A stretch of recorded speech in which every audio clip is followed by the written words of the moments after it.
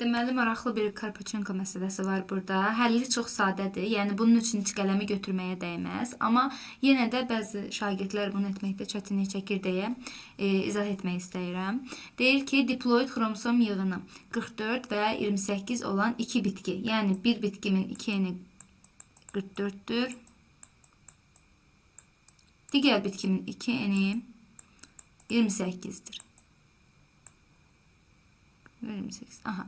İki bitkinin dörsüzlüğünü aradan kaldırmak için. Yani bu iki bitkini çarpazlaştırıblar. Çarpazlaştırıblar. Bunun eni 22'dir.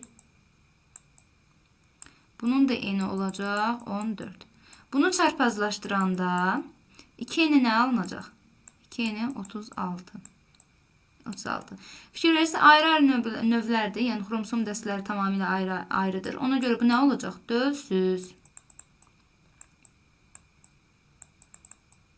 Dölsüz. Və sənə deyir ki, bu dölsüzlüyü aradan qaldırmaq üçün həmin bitkinin yarpaq hüceyrəsinin minimum neçə xromosomda olmalıdır? Bitkinin 2n36'dır və mən buna Karpachenko tətbiq eləyərəm. 4n eləyərəm 72 və bu olacaq döllü. Döllü.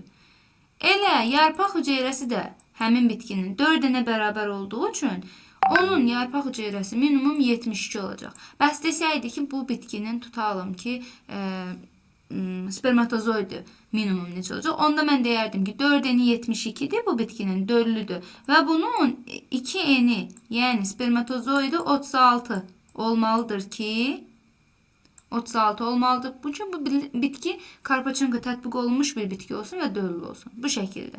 Ümid edirəm bu sizə aydın oldu. Çox maraqlı bir məsələdir. Yəni həlli əslində çox da asan və sadədir. Sadəcə anlamaq lazımdır məsələni.